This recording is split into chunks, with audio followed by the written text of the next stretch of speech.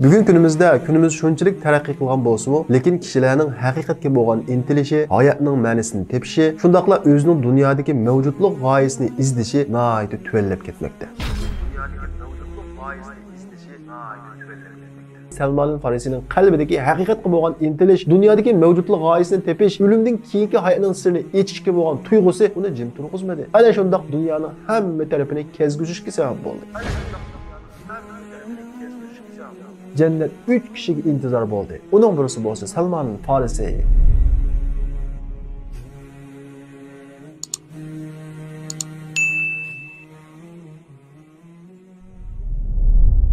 Biz bugün gerçi o İranlıq Paris bo'lsa-mu, Peygamberimiz Muhammed aleyhisselam o mening jamiyatim deyin deb suhbatlagan. Shunaqla Peygamberimiz Muhammed aleyhisselam cennet onun intizar bo'ldi. U ilmga to'ldi. U yaxshi deb taqdirlagan buyuk sahaba haqiqat izlaguvchi islom o'g'li Salman al-Farisi bilan tanishib chiqamiz. Bugun kunimiz shunchalik taraqqiy qilgan bo'lsa-mu, lekin kishilarning haqiqatga bo'lgan intilishi, hayotning ma'nosini tepishi, shundaqla o'zining dunyodagi mavjudlik g'oyasini izlashi nihoyat tuvallab ketmoqda. Faqat hayvonga mushu dunyoda yashashni ko'zlaydigan, mushu dunyoda rahat ko'rishni izlaydigan mushundaq bir kayfiyat qarab maqmoqda. Amaliyotda biz taraqqiy qilmagan davr deb atagan ilgirki davrlarda bo'lsa, kishilarning hayotning ma'nosini izlashi, o'zining dunyoda mavjud bo'lish g'oyasini izlashi nihoyat yuqori edi va shuning uchun nurg'unlagan badallarni to'laydi. Biz bugun turishmoqchi bo'lgan Salman al-Farisi ana shuningdek hayotning ma'nosi, o'zining dunyoda mavjud bo'lish g'oyasini izlagan, haqiqat izlaguvchi, shundaqla shuning uchun badal to'lab, oxiri o'zining maqsadiga yetgan kishining birisi. Salman al-Farisi bundan taxminan 14 asr burun nihoyat boy va 100 obro'liq bir otashparast din odamining uyida dunyoga keladi. Dadasi uningga shu qadar amroq ediki, uni yolg'iz bir yerga avatmaydi, uyda yolg'iz qo'ymaydi. Shundaqla otashparastlarning ibodatxonasidagi o't yoqish xizmatini garchi Salman al-Farisi kichik bo'lsa-mu, uningga amroqligidan Salman al-Farisiga beradi. Ya'ni otashparastlarning o'tini Salman al-Farisi yoqatdi. Salman al-Farisi 16 yoshga kirgan vaqtida dadasi uni tunji qatim beg'iga yolg'iz avatdi. Salman al-Farisi boqi-bog'ichi bo'lgan arlıqda bir çirkovning yanından ötüdü ve çirkovdan bir xil ovozlarni anglaydi. U berib qarab baqidi. Qarag'udak bo'lsa, nurg'unlagan kishilarning boshqacha bir harakatlarni qilayotganligini ko'radi. Salman al-Farisi ularning qilgan harakatiga qiziqib qoladi-da, ularga qarab o'ltiradi. Shu o'ltirgunicha kun patay deb qoladi. Salman al-Farisining dadasi bo'lsa, nihoyat ansirab, bolasini izlash uchun har taraflarga odamlarni avatdi. Oxiri odamlar uni çirkovning yanından topadi-da, uni dadasining qashiga olib keladi. Dadasi, "Balam, nega bo'lding? Biz sendan shundoq ansirab ketdik. Taraf-tarafga odam avatdim" deydi. Salman al-Farisi, "Men boqi-bog'icha bir yerni ko'rdim. Bu yerda kishilar Allohga ibodat qildi ekan, ularning qilganlarini biznikidan yaxshiroq ko'rdim" deydi. Salman al-Farisining dadasi bu gapni anglab cho'shib ketadi. O'g'lining ularning diniga kirib ketishidan ansiraydi. Salman al-Farisining dadasi, "Yo'q bolam, ularning dini bizning dinimizdan yaxshi emas, bizning dinimiz yaxshi" deydi. Salman al-Farisi keskin holda, "Ya, bizning qilganimiz xato, ularning qilgani to'g'ri ko'rinyotdi" deydi. Salman al-Farisining keskin ifodasini ko'rgan dadasi bolasining ularning diniga kirib ketishidan ansirab uni uyga sulab qo'ydi va putiga kishan silib qo'ydi. Salman al-Farisi çirkovdakilardan "Sizlarning dininglar nima? Bu dinning asli nada?" deb tafsili so'ragan edi. Çirkovdakilar bo'lsa, "Bu dinning asli, ya'ni tunji manbasi boshlanishi Sham diyorida" deb bergan edi. Salman al-Farisi dadasi uningga mas'ul qilib qo'ygan xizmatchisiga, "Seni bir o'tinishim bor, menga bir yordam qilsa. Shamdan tijorat karvonlari bu yerga kelgan vaqtida menga xabar qilib qo'ysang" deydi. U xizmatchi ma'qul bo'ladi. Bir qancha kun o'tgandan keyin Shamdan keladigan tijorat karvonlari bu yerga yetib keladi. Xizmatchi Salman al-Farisiga "Shamdan tijorat karvonlari keldi" deb xabar qilib qo'ydi. Salman al-Farisi bu xabarni olgandan keyin bir ishlarni qilib put qo'ldagi kishanni yishidi va maxfiy holda Shamdan kelgan tijorat karvonlari keta vaqtida, ya'ni ketadigan kuni ularga yetishib oladi va u karvon bilan Shamga saq salomat yetib berib oladi. O Şam'a bağlandan keyin kishilardan bu Hristiyan dinini eng yaxshi biladigan, eng ishonchlik olimlar kim deb so'rab yurib, oxiri bir popni topadi va uning qashiga berib, "Men sizning xizmatingizni qilsam, bu dinni menga o'rgatib qo'ysangiz" deydi. U pop "Bo'ladi" deb uning qashida elib qoladi. Salman al-Farisiga Hristiyan dinining kitoblarini, bilimlarini o'rgatadi.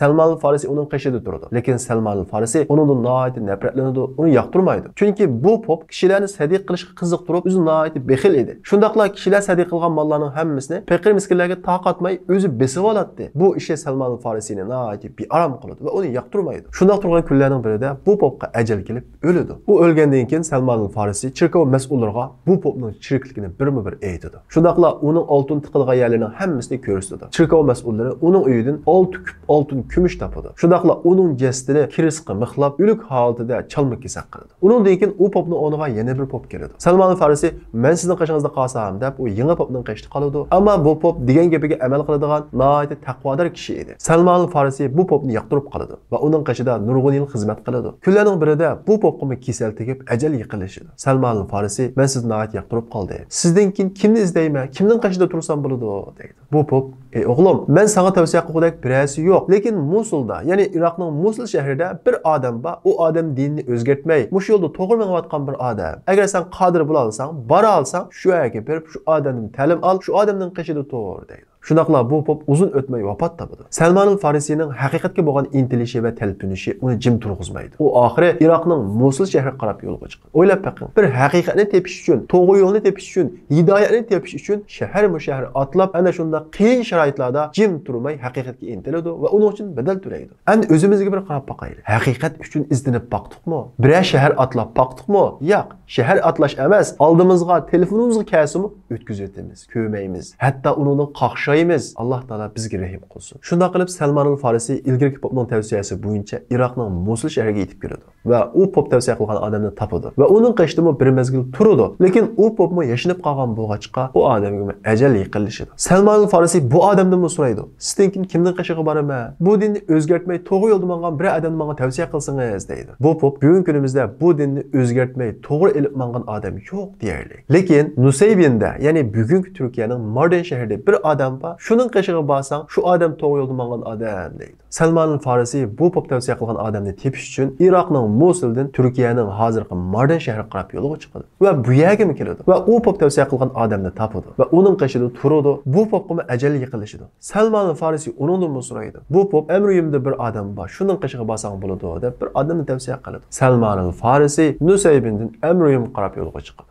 O'ylab baqing. Bir haqiqatni tepish uchun, to'g'ri yo'lda menish uchun Isfahandan Shamga, Shamdan Mardinga, Mardindan Amriyumga keldi. Tijorat uchun emas, faqat va faqat haqiqatni tepish uchun, to'g'ri yo'lda menish uchunlar bu bedellarni to'ladi. Agar Salman al-Farisi men bo'ldim mushu dunyodalam, mushu hayotliklam yaxshilikni ko'ray, mushu dunyodalam huzur izlay degan bo'lsa-da, Salman al-Farisi otashparastlarning eng cho'ngi, shundaqlar nihoyat ko'p bog'lari bo'lgan va yezi boshliqi edi. Ya'ni o'zining oilasida eng xushal turmushda yashay oladi. Lekin Salman al-Farisining qalbida haqiqatga bo'lgan intilish, dunyodagi mavjudlik g'oyasini tepish, o'limdan keyingi hayotning sirrini echishga bo'lgan tuyg'usi uni jim turg'izmadi. Ana shundoq dunyoning hamma tarafini kezgizishga sabab bo'ldi. Shunday qilib Salman al-Farisi bu popning tavsiyasi bilan Amriyumga yetib keladi va uning qishida turadi. Buning qish turish jarayonida uning nurg'un qollari va qo'ylari bo'ladi. Bu popga ajal yaqinlashadi. Salman al-Farisi bu popdimi hamda sizdan keyin kimni izlayman deydi. Bu pop bugun kunimizda bu dinda to'g'ri yo'lda minayotgan kishilar yo'q deyarlik. Shundaqla hozir oxirgi payg'ambarning chiqadigan vaqti yaqinlab qoldi.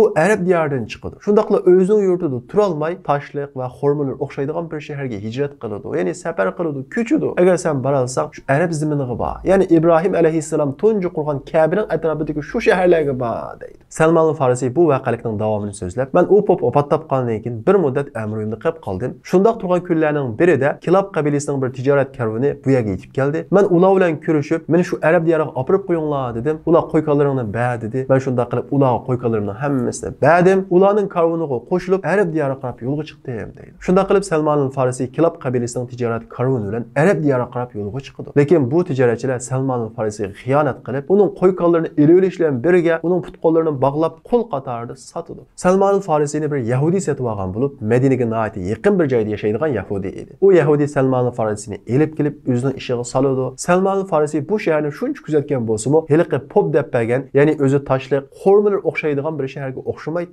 Salman al-Farisi bu oxirgi payg'ambar nereden chiqadigandu deb o'yladi, lekin yana shu xizmatini davom qiladi. Shundoq turgan kunlarning birida bu Yahudining Madinadan kelgan bir tuqquni keladi va Salman al-Farisini ko'rib bu qulmani setib bersang deb Salman al-Farisini u Yahudidan setib olib Madinaga elib keladi. Salman al-Farisi Madinaga yetib kelgandan keyin u shaharning heliqi pop sifatligandek o'zi Toshliq, Xormonlar o'xshaydigan bir shahar ekanligini jazmlashtiradi. Lekin Salman al-Farisi bu shaharda bir qancha yil turgan bo'lsa-mu, heliqi oxirgi payg'ambardan hech qanday ushur yoki xabar yo'q edi. Bir kuni Salman al-Farisi Xormonning ustida ishlayotgan vaqtida bir odam nihoyat jiddiy holda xo'jayinining qishiga yugurib keladi va Salman al-Farisining xo'jayini bo'lgan Yahudiga Alloh Hazraj va Avs qabilasining balosini bersin.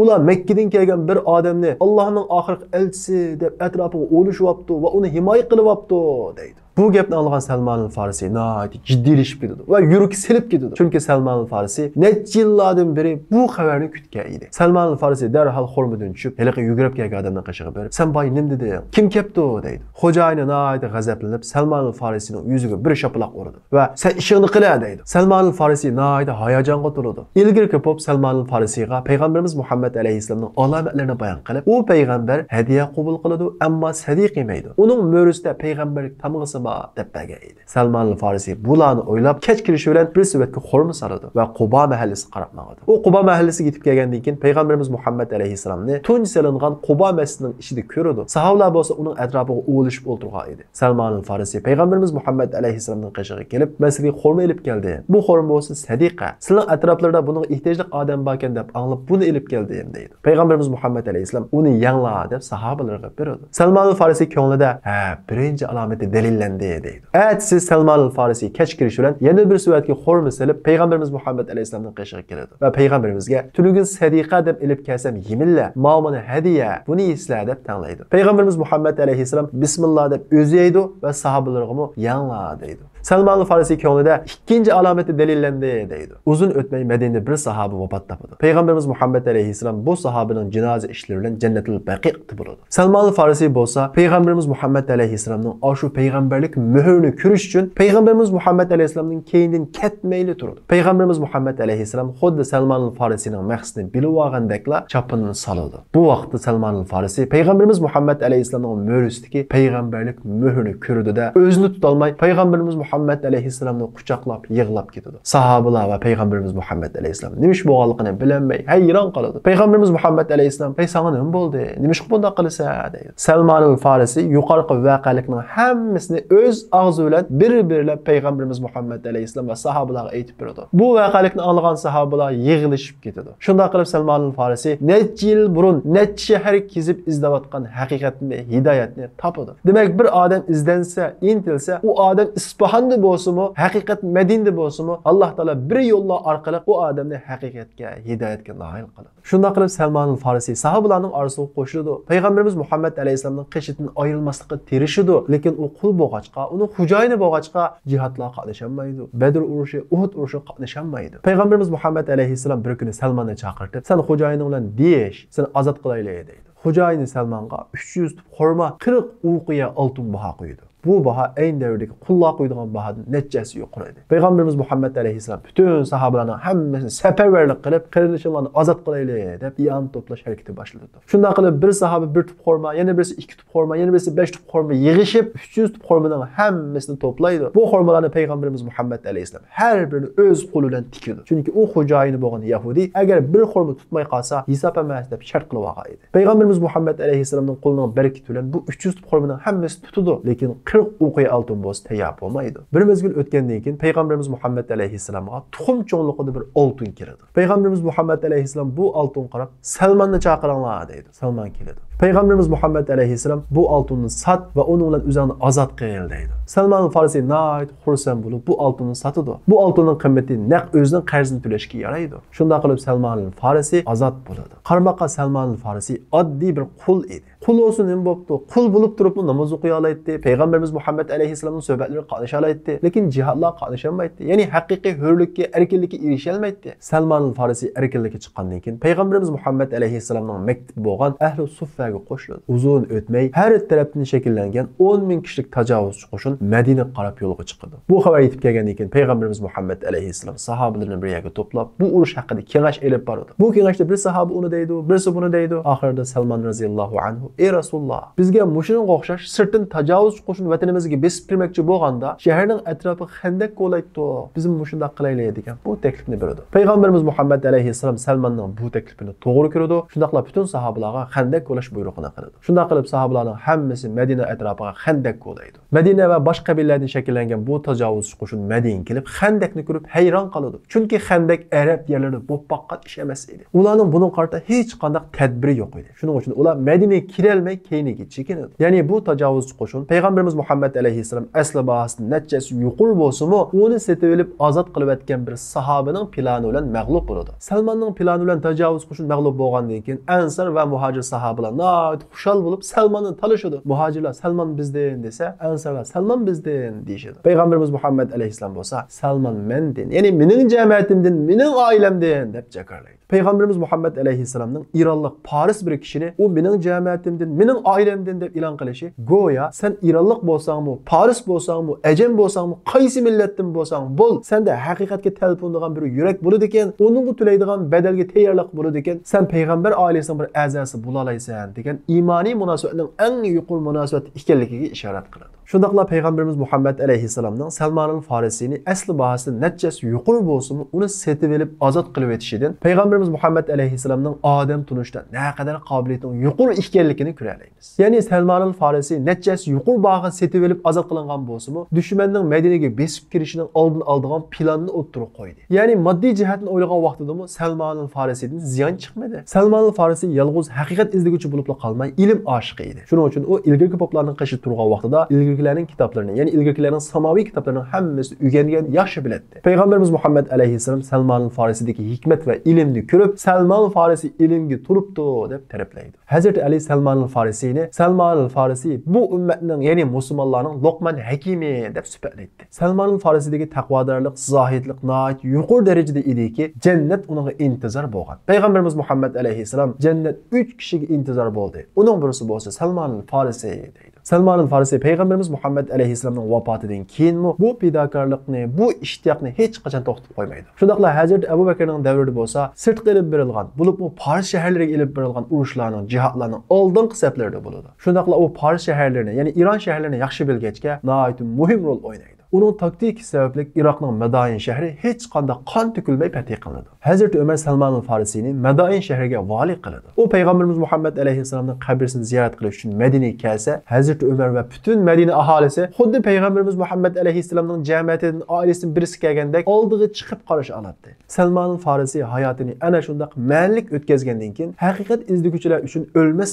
obidni tiklab 86 yoshida Iroqning Madain shahrida vafot topadi. Alloh taolo bizga Salmanul Farisiga o'xshash ruhni ato qilsin. Faqat mushu dunyoda yashashni ko'zlaydigan hayvon kabi o'limdan buyuxt holda yashab ketishdan bizni saqlasin. Hayot faqat mushu dunyoda iborat deb qaraydigan aqlsiz kishilarning qatorini qilib qilishdan bizni saqlasin. Sahobalar izidin chaqnagan izzat nuri o'tgani siqin idin haq islomning turli Başakmaz kafirga şiddet bilen atseli Hamza Halid Musab'tek şir yürek oğlanları